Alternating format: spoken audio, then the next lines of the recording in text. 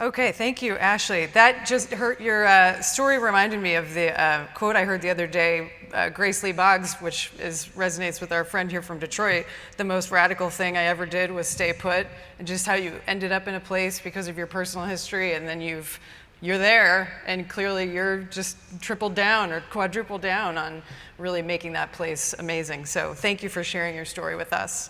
Our next storyteller is Mariah Gratz. If Mariah could make her way up, Oscar style, wherever she is. All right, so I'll introduce Mariah. She's the CEO of Wayland Ventures in Louisville, Kentucky. She works to bring new life to urban communities by revitalizing the built environment. Wayland Ventures is a multidisciplinary real estate development firm known for creating unique mixed-use properties in urban areas across the nation. Considered experts in the use of historic tax credits, new market tax credits, and other layered financing methods, the company is able to tackle tough projects that typically wouldn't be considered viable to other firms. Mariah believes in creating distinct urban projects that combine office, residential, restaurants, shops, events, spaces, entertainment venues, and urban park space to form dynamic 24-hour mixed-use neighborhoods full of character, stories, and vibrancy. She's been with Wayland since 2009 and became CEO in 2016. Prior to that role, she utilized her biomedical engineering degree, smart lady, to lead teams in medical device product development and commercialization. She serves on several community boards, including the Louisville Downtown Management District and the Patty and Mildred Hill Happy Birthday Park Board. So welcome up, Mariah.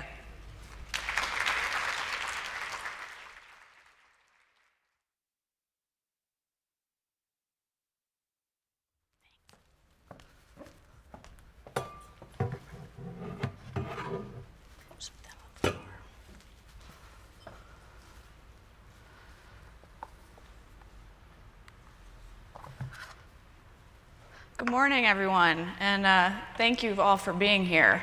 It's so great to see everyone and actually be together in person, not all just be little boxes on a screen. And so I'm really excited about a fantastic 2 days here in St. Louis. I'm Mariah Gratz. I live in my hometown of Louisville, Kentucky, and I'm CEO of the company that my father founded in the mid-90s. I have a husband who also works with me in our family business, along with two of my brothers. My mom is the office mom, and my dad is now our chief strategy officer. He's very active in the business development side of our business. We secretly call him, well, not so secretly call him, the chief troublemaker of the office at this point.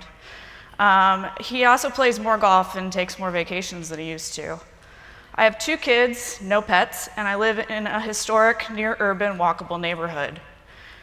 And so at the surface level knowledge, most people assume that I'm living my life along the path that was set for me decades ago, but that changes when they get to know me. I grew up wanting to be a doctor, an ER doctor to be precise, and yes, it is possible that the TV show ER may have played into that back in the day. But in my junior year of high school, I added up the number of years it would take for me to get out of school and actually get my MD, and I quickly became disenfranchised with that whole process. I had enough self-knowledge at that point to know that I did not want to be in school for that long and that I would be burned out long before I ever got the MD at the back of my name. Then I randomly came upon biomedical engineering as a possible career choice, and I was hooked. It was the perfect fit for me.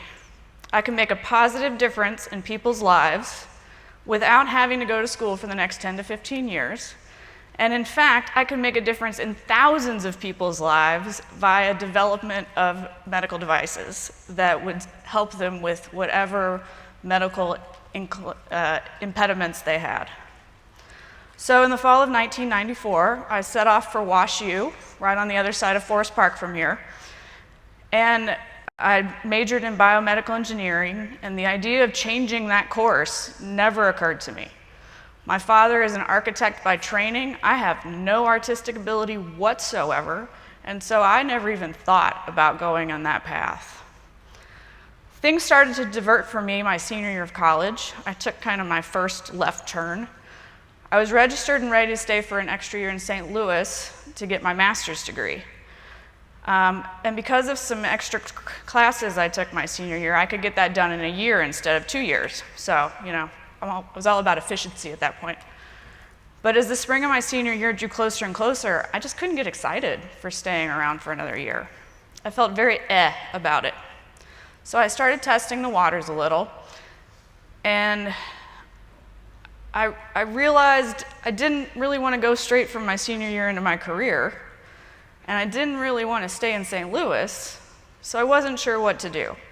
So then it came to me. I wanted to travel.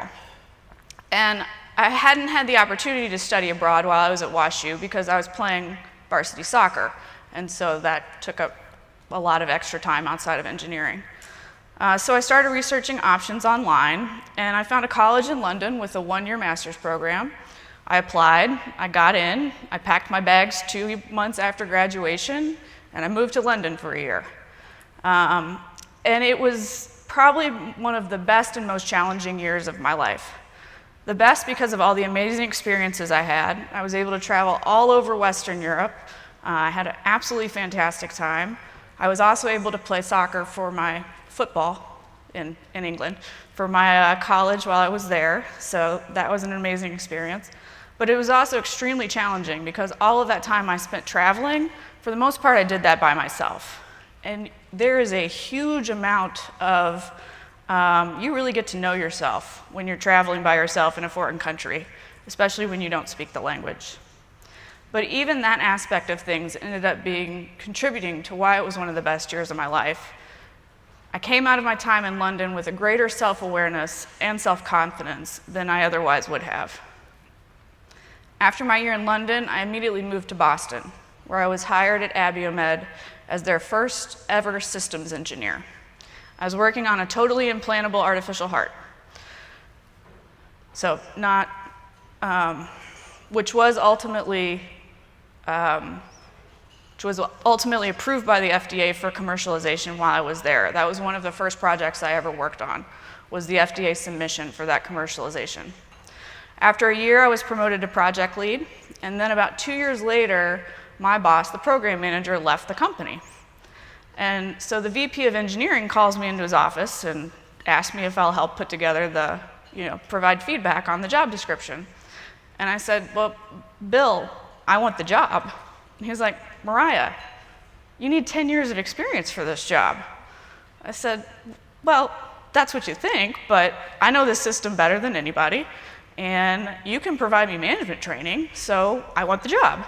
He was like, well, why don't you can be on the hiring committee, and we'll go through the interview process, and then we'll just see what happens. So I left fairly frustrated, but I wasn't going to give up. So Bill thought that by being involved in the interviews, I would realize that I wasn't qualified for the job. Now for context, Abiomed had 6 managers in the engineering department: electrical engineering, mechanical engineering, software engineering, and 3 program managers. All of the manager positions were filled by men who were at least 11 years older than I was at that point. So over the next 6 years, we interviewed about 10 candidates for the job, and none of them were a good fit. In the meantime, I set out to prove that I was the right choice. At the end of 6 months, I was about to give up and start looking for a new job with a new company. But then Bill called me into his office and said, congratulations, you're being promoted to program manager. And I almost fell on the floor, but I managed to compose myself and say thank you, and walked out of the office and almost immediately wondered what I'd done to myself. But it was really incredible that my hard work and just general stubbornness had paid off. So at that point, I was 25 years old, and I'm now the only female manager in a 300-person, the only technical female manager in a 300-person company, and I have a group. I think I had 6 direct reports right off the bat, most of whom had 10 to 30 years more experience than I did. So it was a very, I just jumped right in, because what else are you going to do? So that promotion really catapulted my career trajectory, to a new level, and it gave me the confidence to keep pushing forward in a very male-dominated industry. That confidence and ensuing work experience serves me well every day. At the time I left Abiomed a few years later, I was running a major international initiative for the company that was based in Germany and Ireland, and I was managing a multinational team of engineers. So at that point is 2008, things were going fantastic. I just figured I'd be continuing right along that path. And then my career took a very sharp left turn in the spring of 2009. My little sister got very sick. She's 12 years younger than I am. There's 5 children in my family, and she and I are the bookends. So she was 6 years old when I left for college, so I missed most of her growing up. But she was a sophomore in high school, and she started having debilitating headaches. She ended up having to drop out of school. They couldn't figure out what was wrong with her. Several doctors were telling her that she had, either that she was making it up, which she clearly wasn't if you actually watched what was happening, or that she had some, she was doing it to herself through some eating disorder. Also not what was happening. So after a few months of that, I said, I need to move home. I can't be 1,000 miles away. Now, if you know Louisville, Kentucky is not exactly a hotbed for jobs in the biomedical engineering field. To this day, that is still an issue that I would love to have change. So I couldn't figure out what to do. There was one company that worked in the medical device space, but I wasn't really interested in working for them at all. So it was around Christmas time of 2008, and my father, I was at home and I was talking to my dad, and he said, well, would you consider coming to work for me? 2 of my brothers had already started working in the business about a year before that. Family business was now a term that was being talked about, at the table, but I had no idea how I would fit in. Like I said, my father is an architect who morphed into real estate development, mostly because he didn't like having clients tell him how he was supposed to do his projects. And he was able to put together his first major development project was the Louisville Slugger Bat Factory and Museum. 2 quick things on that. Louisville Sluggers had been being made in southern Indiana for 40 plus years. This was the mid-90s. So if you're ever in a trivia, that actually comes up in trivia every now and then. That's the dirty little secret. So my father was able to put together the project that pulled Louisville Slugger back to West Main Street in Louisville, Kentucky. Now, West Main Street at that point had 600,000 square feet of vacant space. Now, if you go to Louisville, it is a very vibrant Museum Row area. So the way he was able to sell Hilrick and Bradsby on moving back to that neighborhood was essentially a 150-foot tall bat that would lean against the building and be an icon for that neighborhood. So the only way to get that approved through the city of Louisville at the time, because it was considered a billboard by the signage people, so that doesn't work. And then it wasn't considered art because it was too literal. So the only permitting person who would stamp that drawing and say, okay, you can build this, was the plumbing permit guy who said, if you make that a plumbing vent, I will approve it. So the Louisville Slugger Bat is a plumbing vent to this day. And that just gives you an idea of how my dad approached things in order to get stuff done. So anyways, now, it's 2009, and that kind of launched his development career, and now we're talking about me coming back and going to work with him in order to continue to move the business forward. So 3 things drove my decision to take my dad's offer. 1, if it didn't work out, I just figured I'd go back to biomedical engineering. It's nice to have that as a fallback option. 2, my father couldn't pay me what I was being made at a corporation in Boston, but he could give me a free apartment, which when you're single and have no kids was a pretty good deal at the time. And then 3rd, I realized that I had absolutely no idea how real estate development works, but I was good at product development. That's what I did. And real estate at its core is another product. So with those three things, 12 years ago, I sold my condo, I packed up all my stuff, and I moved back to Louisville. I somehow convinced my future husband, who was also working in Abium at the time, to move to Louisville with me. And then 5 years ago, I took over as CEO from my father with a business that has now doubled in size and scope since I started. So I think you can hear throughout my speech the whole notion of finding your own path. And I have decided through the last 12 years especially, and through the last 18 months definitely, that the only constant in this world is change.